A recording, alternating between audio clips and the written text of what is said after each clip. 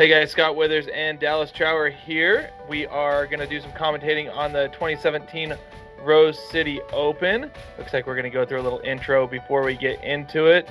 Dallas, did you play in this event? I did not. This happened to fall on a weekend I'm not able to play, so I'm just watching it now for the first time. And Pier Park in Portland, Oregon, one of the rare parks that's like actually in Portland. So I'll let you kind of jump into it and take over on the play-by-play. Look how windy it is to start here on hole one. Little Jesse throwing a roller down. I like it.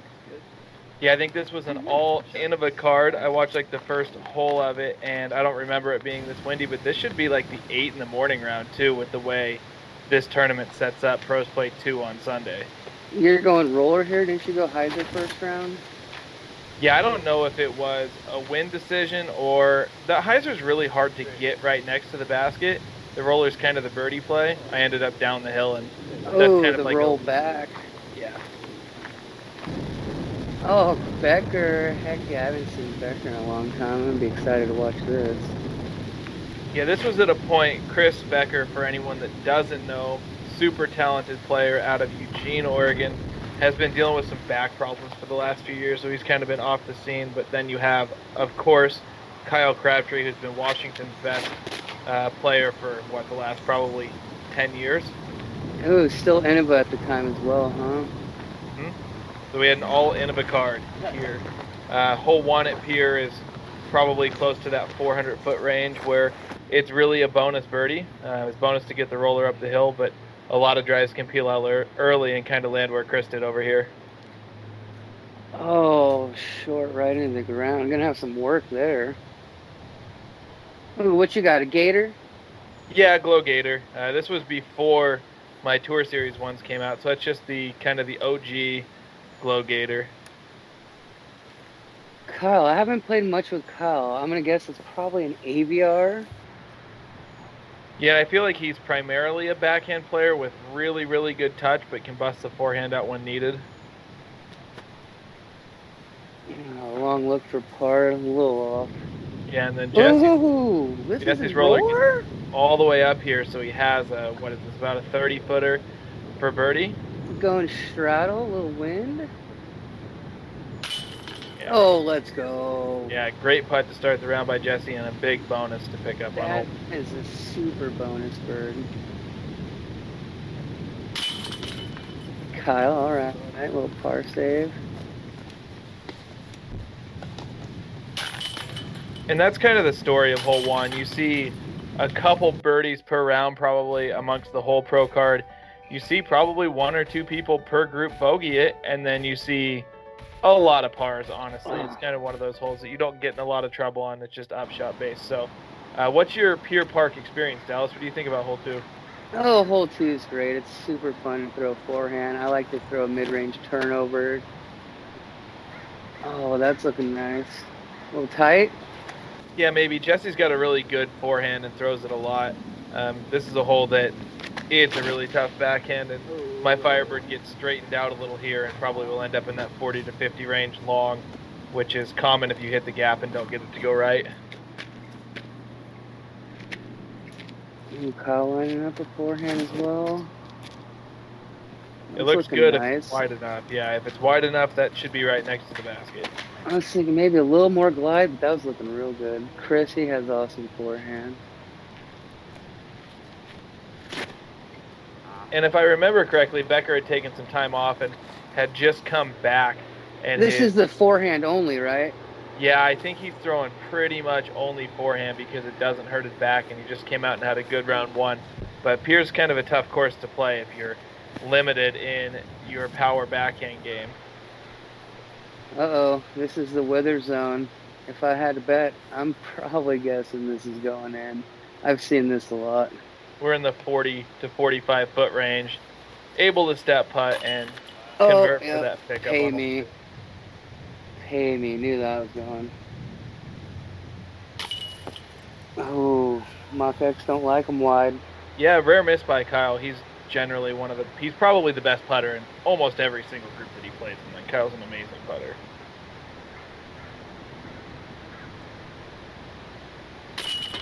Chris. Let's go. Nice save. Yeah, good par cleanup. After that, you can see he goes forehand and then tries to throw forehand with what I believe is a Champion Classic rock, that yellow thing that he's going to throw quite a bit. And then, yeah, it feels good to knock down that 30-footer, I'm sure, even if it is for par on hole 2. Oh, yeah, you don't want to start bogue there. John with a little slow-mo replay of the 40-footer. I like it. Yeah. I like it. The 2 solo birds each hole get the slow-mo. This is a really cool hole. This is one of my favorite holes at Pier, and it's everything that I have in a forehand at 340 feet. That one was a little tight and I think caught the ceiling, but this is a cool hole for forehands or for kind of the turnover mid-range backhand. Oh yeah, every time I think I go too straight on this hole, I'm parked, so it's one of those good ones with the forehand. I could probably see some rollers, backhand roller with a mid-range or putter maybe. Just Yeah, some trick shot. Take a real flippy disc and be able to throw one, but these forehands all have looked pretty good so far. Like you said, you can almost go dead straight on this hole and still get inside the circle. You don't really have to make it go right. And the miss that Chris has here going right up towards the trees, that's kind of the one thing that you can't do on this hole. Not a lot of bogeys. Probably not a lot of bogeys on this hole. This is about as bad of a spot as you can get in. Wow, you're not lying. That is a bad spot for this hole. Still he's good at frisbee. He knows how to pitch out. This is Crabtree for bird. Yeah, look like that 40 to 45 footer again. Just ends up a little short. And I got a step putt here, but it's kind of been a weird. Anytime that you're not on flat ground, step putts become a lot harder, and this is a pretty downhill slope, even if the video... I was gonna say that's right there. Yeah. Oh, would not have guessed that. Downhill footing, I guess. Yeah, I do struggle when it's not flat. Jesse to pick up another birdie. Gets it. Man, that kid, when he was straddle putting, he made everything. Nice, jams it in for par. I like to see that.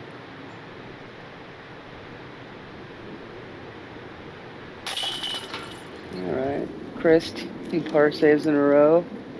Oh, here you are. Tap in, sad par. Sad par on hole 3.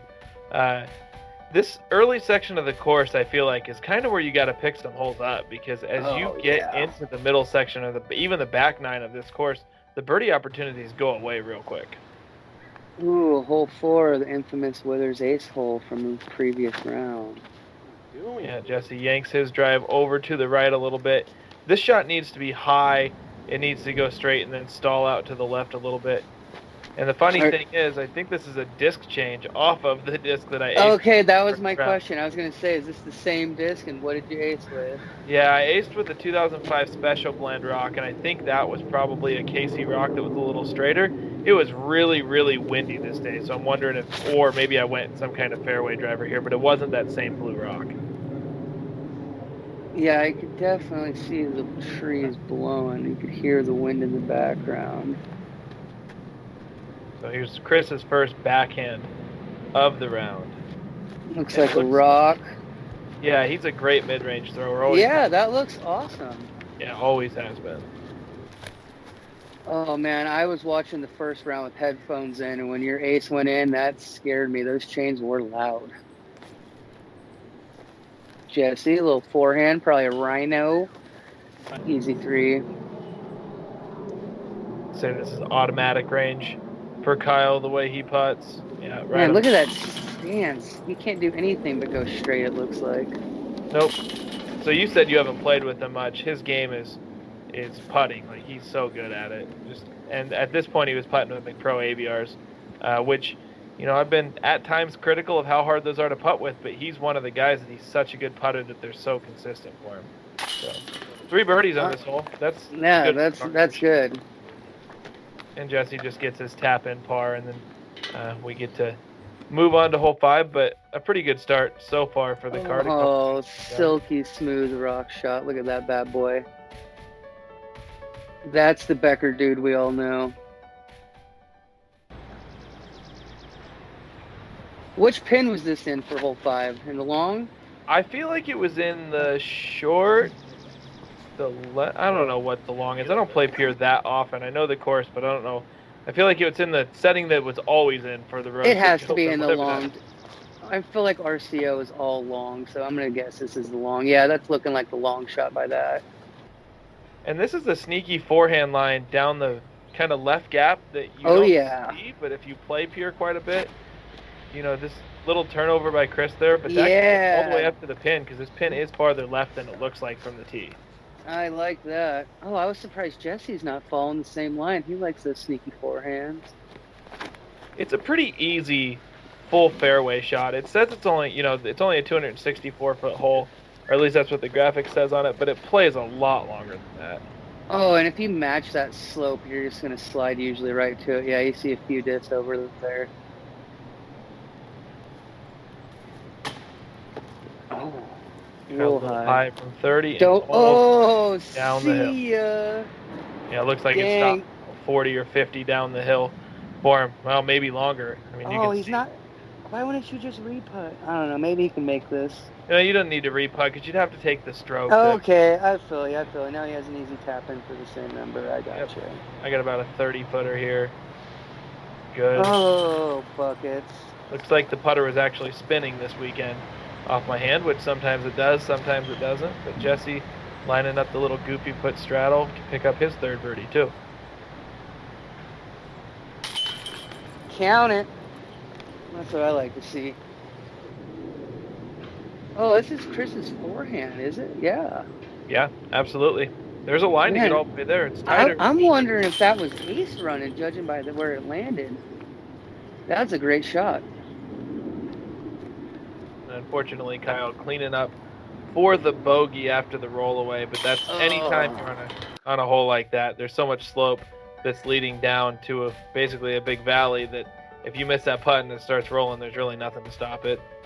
Ooh, hole 6. I love this hole. It's so fun. Yep, straight downhill. This camera angle is not doing it a whole lot of favors here. I'm going hyzer with the just busting out of. Yeah, I figured a fairway. Yeah, that was out early out of my hand and caught the big trees that you kind of need to go around to the right. I like that play just for distance control. See what Chris is setting up here. I definitely throw like a Thunderbird on that hyzer flip right down the same middle. Yep, Chris just took the same shot. Looks like he may have missed a little inside of intended, but it got through. And yeah, that's fine. That's definitely putting. This was a good one from round 1. Jesse big putted everybody. Oh, little straight.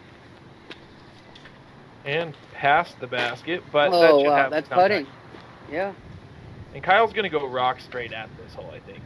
He's a really good mid-range thrower, especially like a Casey rock. Now he's going wide too. So we all 4 go hyzer line, which I would assume is kind of rare. I think pretty often you're going to have 1 or 2 people in the group that just decide to go straight at it.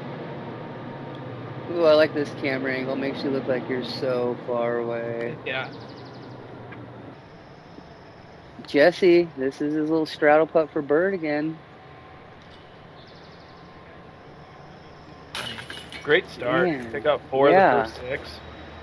He is keeping it going. And this is the second day. This is Sunday morning, correct? Yeah, I believe this is like an 8 a.m. tee time on Sunday morning. Because Rose City Open plays 1 round Saturday, 2 rounds Sunday, yes? It's probably the worst schedule that you can imagine for a player, especially for your pro field, because we play 1 round at like 1 o'clock in the afternoon on Saturday, and then you play like an 8 a.m. morning round. And then I remember one year a bunch of us went, must have been like 2012 or 2014, whatever year the World Cup was back then. We went and watched a whole World Cup final at lunch because there's such a big gap in between round 2 and round 3. So yeah, I remember playing this one year and leaving and meeting up with all the buddies at Shampooey on the way home and catching it late afternoon round. Yeah, hole 7, that's looking good. I like the forehand here. The flex forehand's probably the most attempted line. Kyle's going to go backhand, and there's 2 plays backhand. He's going to go just straight at it with a flippy disc and try to turn one in. I know Jason Pinkle and some of the other locals will actually take kind of a backdoor hyzer route. That low power hyzer. I've seen that. you can kind of get it going over that walking path that you see on the right side of your screen. I'm going PD2 forehand here, just the most stable thing I have, trying to make it go left and then let the disc come back right, but that looked like it was Stay out a off little of early. it.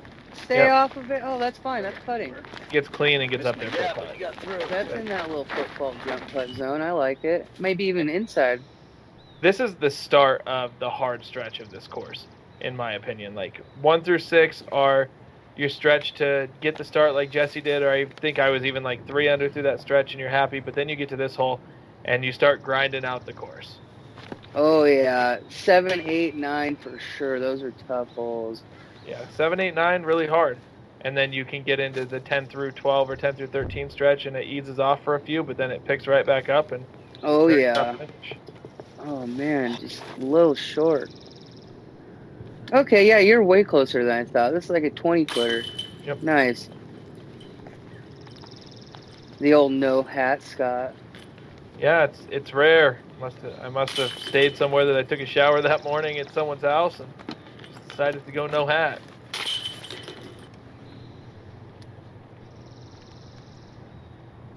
Chris just cleaning up the pretty normal par on this hole, I would say. Even if you hit one of the early trees, there's nothing in the ground to really stop your disc on an upshot. Oh yeah. Trees. It's missing another tree on an upshot, basically. If not, you're just taking a 3. Yeah, I agree. Hole 8 is where we start to get into like your big boy holes. So there's 2 lines you can take on this. You can try a turnover, or you can try a straight shot. I chose neither of those and to throw it right up the middle where there is no line, and actually got probably farther than that deserved. But Chris is going to go forehand here, like we said. When he has a chance to, it's what he's going to do, and he's going like any forehand. I would imagine just trying to get it like 100 feet short or 80 feet short and take the par, but he catches the same pitch I did. I thought he might have been going forehand roller even. Jesse, big old stretch hyzer. Still watching it, which means it took a skip too right there at the end, so that could Oh be yeah. shot. I'm pretty sure he birdied 8 and 9 back-to-back first round too. I remember just being mind blown. Like, man, those are good birds to get back-to-back. Good shot by Kyle here. It's going to be too far right, but it got through the gap, fading at the end. Well, it skipped too, so he may be in that little jumper range. But yeah, I'm thinking, what, 60-footer maybe? Yeah, anything that gets through that gap and then finishes left at the end is a really good shot. This is not where you want to be. This looks fun. Is that a gator again? Firebird? It's probably a gator. It didn't look like it was that good of a shot. It bailed out early, and I'm staring a bogey straight in the face after that one. Yeah, that was tough. Chris, nice little upshot, a little long. I got the 30. Okay, you're closer than I thought you were. You're going to step this in. I feel it. Walk it in. Yep, count it. That's a good putt. That's a good putt. Might have been 28 feet, but that was a good putt. Kyle from that 30-foot range, and that's, when he's those look so automatic. He is so much closer than I thought. And this is Jesse's drive park. Let's go. Yep. He got a whole 8 both rounds. Unreal. And both of them got good skips. Both Kyle and Jesse kind of good skips back to the basket on this. I thought Kyle was like 50, 60. I didn't realize he was just right there. That's a good shot. Nope. That would have been a nice little skip ace there. Probably didn't pay into the A spot knowing Jesse. And then you follow that one up with another dead straight 415-foot hole. But this one, you see some people throw fairway drivers at this to keep it straight. And I really like this line that Jesse's trying. It bleeds out a little early. I think a lot of people try the S shot, and I just don't really see it. I'd rather throw the pure shot at this hole. Yeah, I see a lot of force annies down that right side with something overstable and hope to get that late skip coming back. Yeah, and Kyle just turns his over a little. I'm sure I'm going probably Destroyer here, maybe Champ Thunderbird. And I mean, like, we're doing this commentary 3 years after the fact. So that almost looked like that old Gazelle you used to rip. Maybe, just playing it straight and trying to get to 40 or something. I would guess it was the Thunderbird, but... And Chris going that Destroyer forehand one more time. I like to watch that thing fly. He's had that for a long time. It looks like it's pretty beat up in this video. Oh, yeah. Jesse, that rhino, like always. Loves those rhinos. You can see Kyle lining this up like he's really giving it a run. That's. Oh man, I thought he had it for a second. That was a good bid. Chris, another little forehand up. Take a 3. Ooh, this is a long one. This isn't in your jump zone. This is in your spin throw zone. Oh, with the dart. Oh, almost. Dang, had me convinced for a second. Had to pull out the dart for that one. I can't get the P2s there. Uh-oh, Jesse looks a little nervous. He tapped out. He was confused. Maybe he had that tree in his way. Maybe there was some clearance. Great front 9 from Jesse. Honestly, yeah. Really good start this early in the morning to get off this side at 5 or more is going to extend your lead on almost everybody in the field. Yeah, he didn't even touch a tree, it seemed like, and that's hard to do at Pier. No, super clean. So that is all we have for the front 9. We're going to change our videos over, and we will catch you guys here in just a minute.